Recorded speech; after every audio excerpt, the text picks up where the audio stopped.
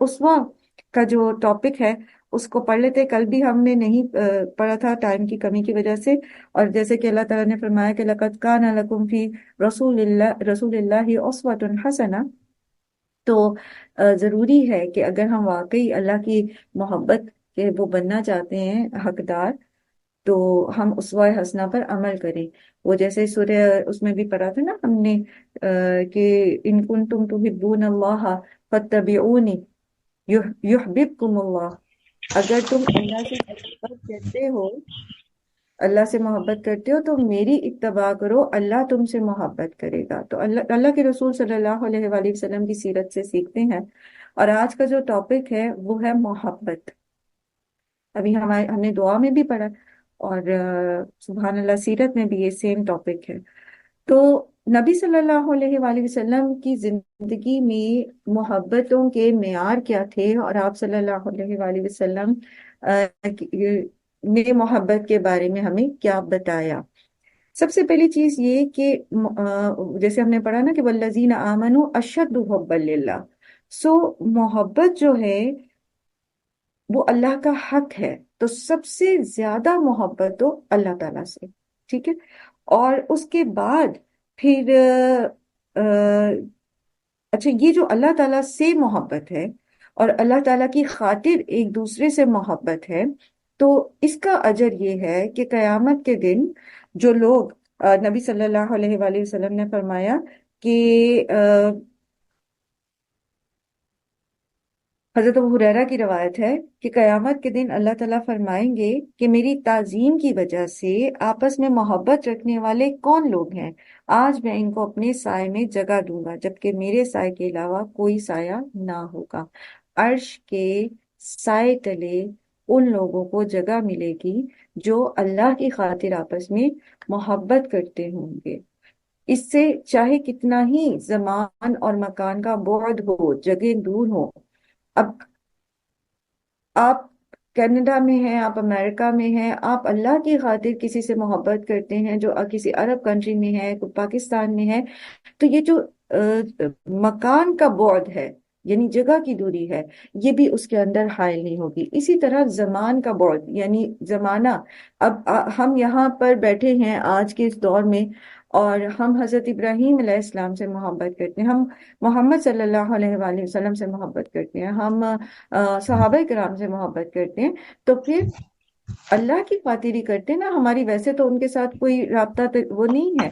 ایسے لوگوں کو اللہ تعالیٰ جنت اس میں عرش کے سائے تلے رکھیں گے. لیکن ایک بات اور بھی ہمیں پتہ چلتی ہے ایک اور حدیث سے. حضرت انس سے روایت ہے کہ اللہ کے رسول صلی اللہ علیہ وآلہ وسلم نے فرمایا، دو شخص آپس میں اللہ کے لیے یا اسلام کی وجہ سے محبت کرتے ہیں، لیکن دونوں میں سے کسی کا گناہ ان کے درمیان علیحدگی کر دیتا ہے. یعنی کوئی ایک گناہ محبت کرتے ہیں لیکن ایک شخص گناہ کرتا ہے تو ظاہر ہے وہ جنت میں اس کے ساتھ نہیں جا سکے گا. تو گناہ جو ہے وہ پھر اس محبت کے بیچ میں بھی حائل ہو جاتے ہیں. اس سے پتہ یہ چلا کہ پھر محبت خاص طور پہ اللہ کی، اور پھر جو دوسروں سے بھی ہم محبت کا دعویٰ کرتے ہیں تو اس کا پھر عملی ثبوت ہونا چاہیے، ضروری ہے، ناگزیر ہے. صرف جسے کہتے ہیں نا محبت کے ترانے گاتے رہنا، یہ فائدہ نہیں دیتے. تو اللہ تعالیٰ سے محبت کا اظہار کرنے کا بہترین طریقہ یہ ہے، اور اللہ کے رسول صلی اللہ علیہ وآلہ وسلم سے محبت کا اظہار کا بہترین طریقہ یہ ہے کہ ہم ان کی فرما برداری کریں.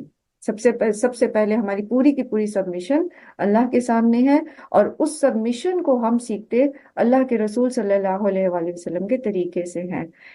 اسی لیے اللہ کے رسول صلی اللہ علیہ وآلہ وسلم نے فرمایا کہ قسم ہے اس ذات کی جس کے ہاتھ میں میری جان ہے، تم میں سے کوئی بھی ایمان والا نہیں ہو سکتا جب تک کہ میں اس کے باپ اور اس کی اولاد سے زیادہ اس کو محبوب نہ ہو جاؤں. تو اس کا کیا مطلب ہے؟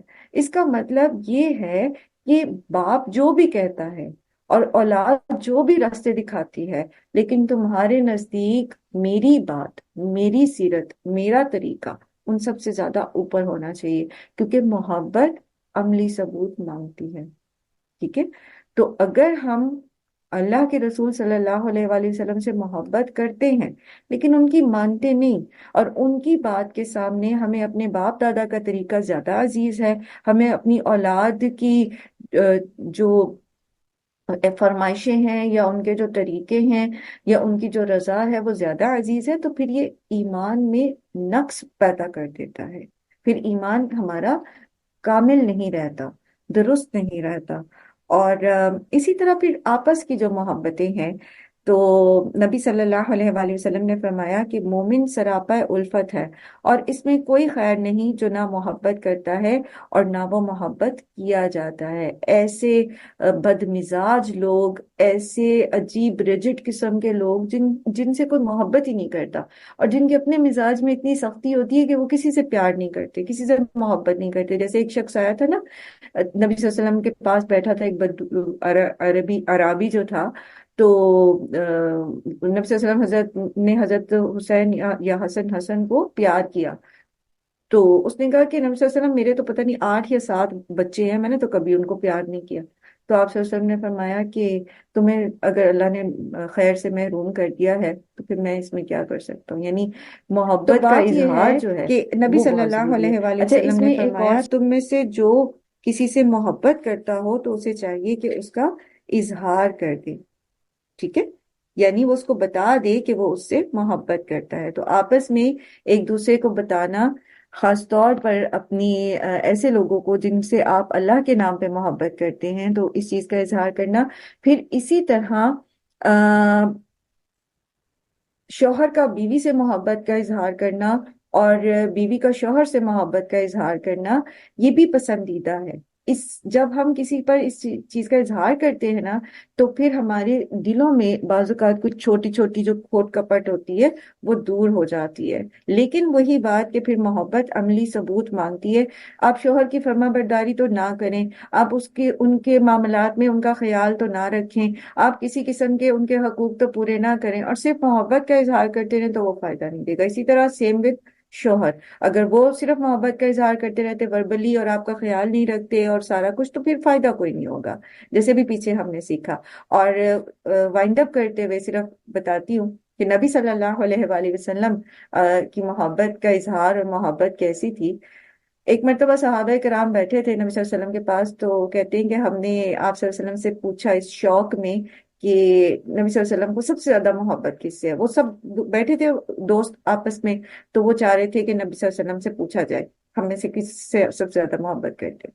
تو انہوں نے کہا نبی صلی اللہ علیہ وسلم آپ کو سب سے زیادہ محبت کس سے ہے؟ پرومپٹلی نبی صلی اللہ علیہ وسلم نے کہا دیر اینڈ دین عائشہ سے۔ سبحان اللہ۔ لوگوں نے کہا کہ نہیں، ہم یہ نہیں پوچھ رہے، ہم پوچھ رہے ہیں آپ کو کس سے سب سے زیادہ محبت ہے؟ تو انہوں نے کہا عائشہ کے باپ سے۔ یہ نہیں کہا ابو بکر سے، کہا عائشہ کے باپ سے۔ سبحان اللہ، یہ ہے ہمارا دین، محبتوں والا، خیر خواہی والا، اور ایک دوسرے کی دنیا اور آخرت کی فکر کرنے والا۔ اور جہاں تک اولاد سے محبت کا تعلق ہے، تو اولاد سے محبت جو ہے اس کا سب سے بڑا تقاضا یہ ہے کہ ان کی دنیا کے ساتھ ساتھ ان کی آخرت کی فکر کی جائے۔ اللہ تعالی ہم سب کو توفیق دے۔ چلیں۔